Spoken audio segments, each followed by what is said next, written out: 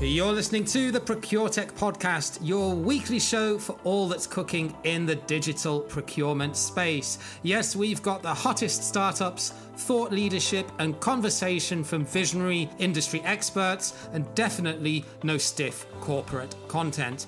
I'm your host, James Meads, Procurement Pro, Digital Nomad, and ProcureTech fanboy. And now, here's this week's show.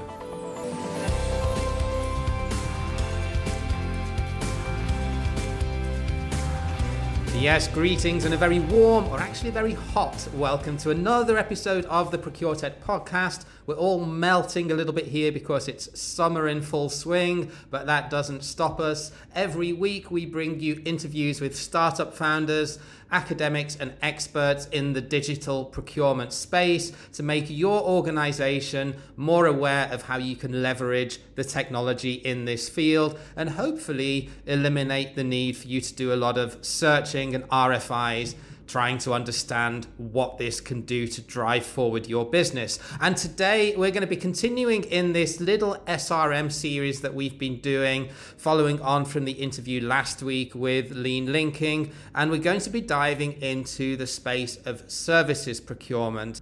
And to be honest, up until recently, services procurement was kind of the red-haired stepchild in this space. There wasn't really much technology around managing and sourcing services spend. And this has started to change, certainly within the past 2 or 3 years, and there is an increasing amount of competition in this space. So with that, I would like to welcome Fabian Heinrich, founder and CEO of Mercanis, onto the ProcureTech podcast to talk a little bit more about services procurement and the niche that they find themselves in. Fabian, a very warm welcome to the show. Hey, James, it's a true pleasure to be part of your show, and I'm really happy to discuss the topic of procuring services today with you. Yeah, and I think it's also geographically very relevant, isn't it? I know when we were having the discussion, preparing for today a little bit, the outline of the episode, we touched on a couple of points around how services procurement can be quite different in a European market with lots of different countries and legal systems versus, for example, in the United States. So with that, maybe you can sort of build this into the answer to this question. How do we move, or how do we orchestrate the change of how we source and manage services from more transactional to more strategic? Yeah, I think the underlying topic here is not per se the different geographics. It's more like that over the last decade, procurement volumes have massively shifted from goods and materials to services. And if we look at that on a global scale, we are talking about an $11 trillion procurement volume, which is fastly growing with 8% year over year. And I think here comes the challenge of the orchestration, because procurement organizations are just not prepared for dealing with services. And why is that? Because services do have an intangible nature and do have a lot of topics where you need to have clarifications and collaborations. So what you ultimately need in terms of the orchestration you mentioned is you need a very flexible system, and you need a digital surface where the different stakeholders can collaborate across the sourcing process. So talk me through maybe then how a platform for sourcing services would differ from one of the more best of breed platforms of how you would source goods or materials. Yeah, I mean, as you see in the current software landscape, there are not many companies tackling the topic of services, because services are very different to compare. So a platform which does tackle services needs to be very flexible. You need to have flexible workflows, but also it's a topic of the categories, because how do you categorize a certain service provider? They can deliver into subcategory A, but also into subcategory C. So it's very tough also to cluster. There is no ultimate taxonomy you can put on top of all your service suppliers. I mean, if you talk about the UNSPC code or the NICE code, that wouldn't work that well for your service providers. And the even bigger difference is that, as you also may know from your experience, in a service sourcing, you need to work very closely with the end user across the RFI questionnaires, across the RFP. And I think there have not been many end users from the different departments who've been working on a day-to-day basis in the big procurement systems. Yeah, so you need to build a system which is also user-friendly and easy to use on a day-to-day basis for the end user, to really foster that collaboration across the buying process on a digital surface. And I think you touch on a very valid point there, in that services procurement is a lot more emotional, isn't it? Because if you're buying goods, I mean, yes, there's an increasing trend towards supplier relationship management and innovation for the procurement of raw materials, but ultimately for the guy or the girl in the manufacturing plant that's using and is the main consumer of that raw material, they're gonna care pretty much only about quality and on-time delivery. Whereas with services, it's a lot more nuanced, isn't it, in terms of just the number of stakeholders that are involved and a lot of the soft perceptions of the delivery performance and the supplier management, which is much more difficult to capture than things like, innovation and cost savings and an efficiency that you would look for maybe in a raw materials supplier. So let's touch on a little bit around the life cycle of managing services spend, because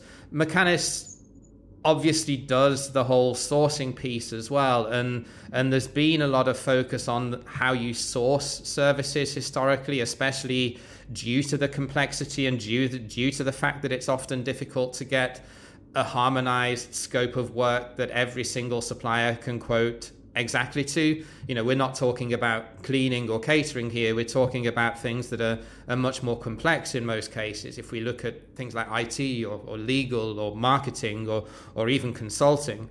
So once you've actually gone out and sourced what you want, how do you then continue that momentum and ensure that the contract and the spend is managed properly throughout the duration of the contract, to avoid this trap that has often happened in procurement departments in years gone by, that somebody somewhere in central procurement would do a global frame contract that gets stuck in a drawer or stuck on SharePoint that nobody in the satellite locations knows anything about. Yeah, that's a very valid point. In the beginning, we were under the assumption that building a game-changing software for sourcing is enough. But what we realized with our customers was exactly what you've been saying, that you need to see through the topic of sourcing services in a more holistic way. And that means the historical functionality of an SRM system or contract lifecycle system, you need to provide those features in a light version to the end user. Because the end user is not using any contract lifecycle management system. The end user is not using any CRM system. But if you provide in the same way like people have been providing since now 10 years, sort of catalog systems to the end user in C materials, if you provide that in the same way to the end user, then the end user has kind of a base point, a single point of truth to start from.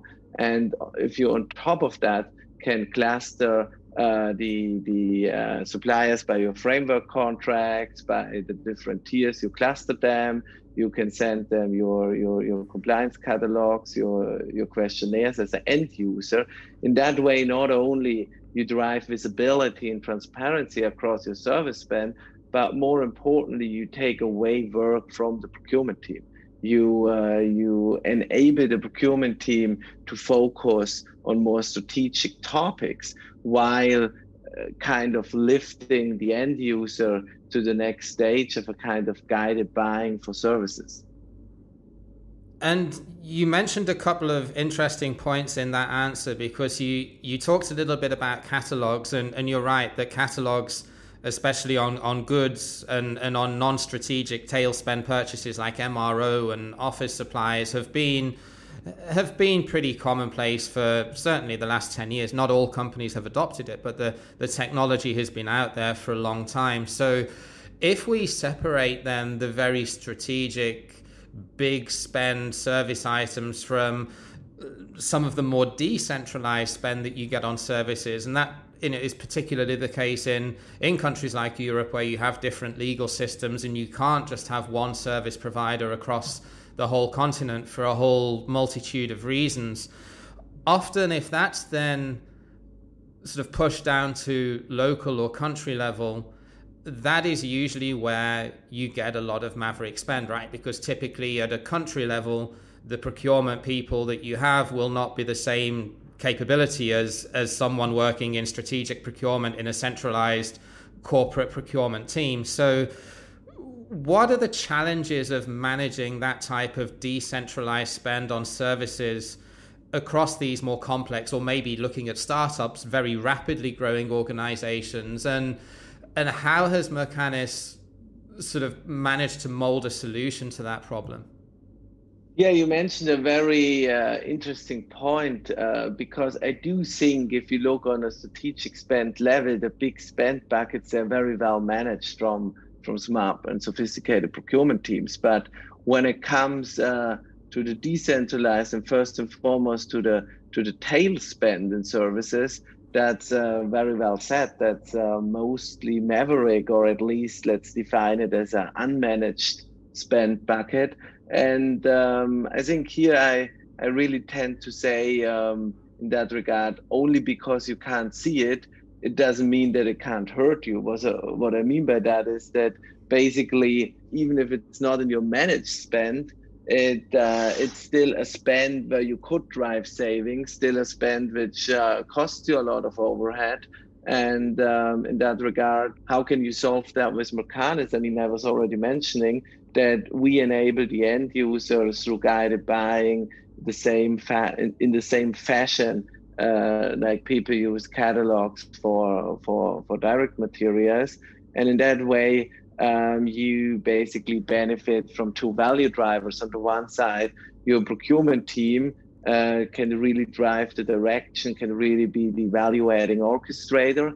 And on the other side, you enable your end user to be faster, to be more knowledgeable, to take smarter decisions based on the insights within Mercanis, because you can manage your vendors more holistically. And at the end of the day, if you, instead of having an analog process, you have a digital competitive buying process for every single good in a very fast fashion, you basically drive savings. I mean, you as a procurement consultant know it best that that's a no-brainer. If you have competing offers on every RFQ, that really drives you bottom line savings. So I think those are the three kind of drivers which can create savings and also drive value to any organization on that tactical spend, that you enable the end users through guided buying, or even later on autonomous buying.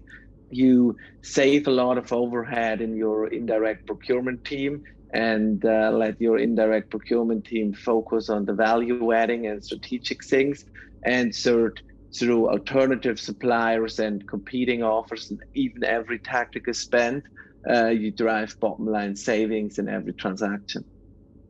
So it's a bit of a cliche, but there is the saying that you can't digitize a broken process. So going back to what you said, I mean, there is this triangle, isn't there, between the procurement teams, between their stakeholders, and between the supply base. So to get the most out of a solution such as Mercanis, I guess as preparation before you introduce something like this, you need to make sure, together with stakeholders and with the supply base, that you understand which suppliers can do what and which suppliers are strong in certain types of service, to ensure that if you're going to have that AI driven guided buying type facility within the platform, that the right suppliers are in there in the first place, and that there's been some sort of collaboration or agreement or consensus with stakeholders around which suppliers should do what and which ones are surplus to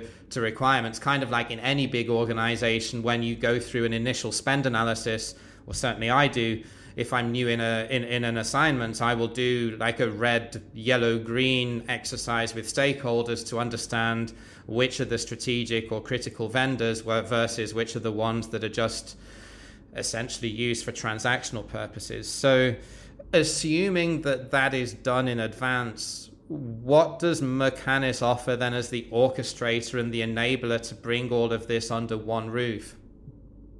Yeah, I mean, you mentioned a lot of different points. Of course, we cannot do the homework and the process map and kind of transformation map of our customers.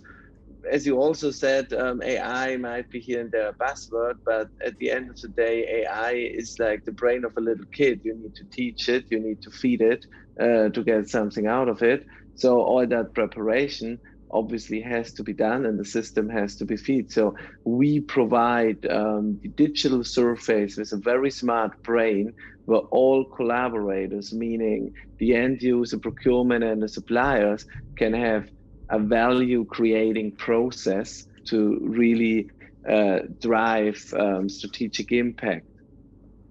And one of the things that obviously post sourcing and post supplier selection, the advantage of having all of this in one space is obviously then that you get good spend analytics and good data of what's being purchased. Because with services procurement, it's not a raw material against a specific specification. So the purchase order text is typically free text based on what the requisitioner or the stakeholder wants to buy. So improving that data, I guess, is also a big selling point of having something like this in a centralized platform. Exactly. I mean, one thing is, as you were saying, the free text topic, the missing categorization. Here, basically, you benefit of the crowd intelligence of the platform and also on our own taxonomy, which we built. But the other topic with regards to missing spend analytics is also that if the process is at the minute analog through emails, through Excel sheets, of course, you don't have tracking capabilities and you're lacking a lot of spend analytics in the process.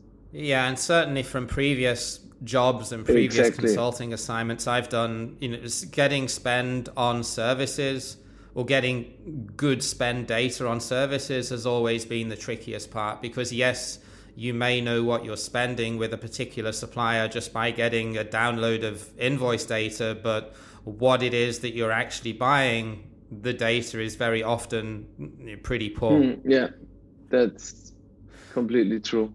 So, I mean, this is a rapidly expanding market, Fabian. It's 2 or 3 years ago, as I said in the intro, there was barely a platform out there that could manage and procure services, and now there's increasing competition in this space. Like you say, we're moving from a more goods-based to service-based economy in a lot of ways, especially with tech. So, how does Mercanis differentiate itself, both in terms of features, but also in terms of potential customer base, size, geography, that you see as your sweet spot? Yeah, I think that's a bigger discussion, your question. I mean, I know it when I founded Scoutby, there were not much technological solutions out there when we went to market, and I see it as a blessing that there's so many new interesting solutions which digitize procurement. And I feel actually with regards to the buying of services, there are not that many solutions out there if I compare that to materials and goods or to other topics within procurement. What we do differently is basically that we tackle services not only holistically across the different stakeholders and across the value chain of the process, but we also tackle it holistically with regards to strategic and tactical spend. We do not believe in a separation here, and as I've said, for the strategic, as I've said earlier, for the tactical spend, we have built an infrastructure where you have an AI-guided buying with a kind of catalog experience. But on the other side, the software gives you also the workflows and the flexibility to use it for very strategic service cases through a RFI, RFP, RFQ process to also cope with very complex and 7-digit projects. And I think then you have one place where you can really tackle all your service spend. And I think that's where we kind of differentiate comparing us with other players. So it kind of offers something to both the centralized corporate procurement teams as well as procurement professionals at country level that are trying to do something that's perhaps somewhat more tactical in its nature.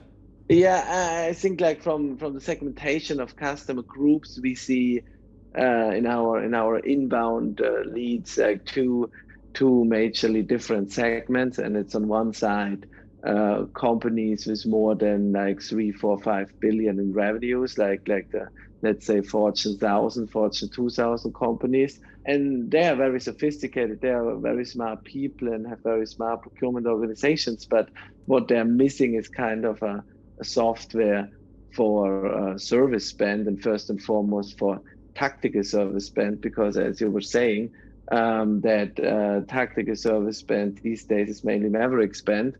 And I think there cannot be a bigger pleasure to have more managed spend, right? And the other segment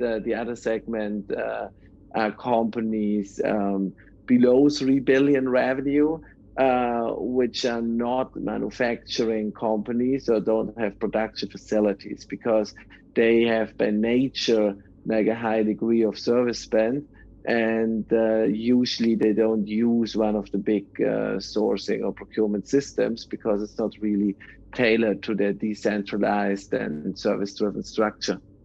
Yeah, and I would imagine that's definitely the case in some of these new tech unicorns that, they certainly don't have legacy procurement tech in place, but they have a huge amount of services, especially compared to more traditional businesses. So yeah, that's interesting to hear. So final question, Fabian, if anyone would like to learn a little bit more about Mercanis or to get in touch with you, what's the best way that they can get hold of you? I mean, you can reach us easily through our website, or you can just drop me an email, Fabian@Mercanis. So very, very simple. And we are very happy to have a chat with procurement professionals and to have a chat about our product and about the nature of service procurement. And I will link to that in the show notes. Fabian, it's been a pleasure learning more about services procurement and how you feel that you're solving a particular niche in this space, both from the sourcing and the wider SRM and contract management. And wish you all the best and good luck for the future. Yeah, it was a true pleasure being there. Thanks for having me, and have a great time.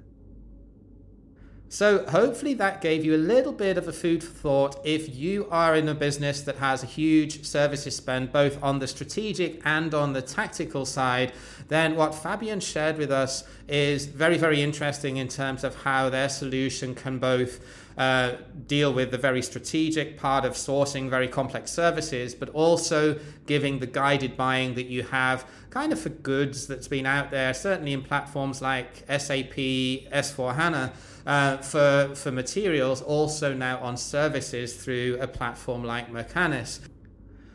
Finally, a big shout out from me to all of our listeners. Thank you so much for listening to the show. We know you have a big choice now of procurement podcasts to listen to. Most of them actually are pretty good, and I listen to them myself. So thank you for taking the time to insert us into your earballs today. And don't forget to subscribe to the show if you like us to get notifications each time we publish a new episode.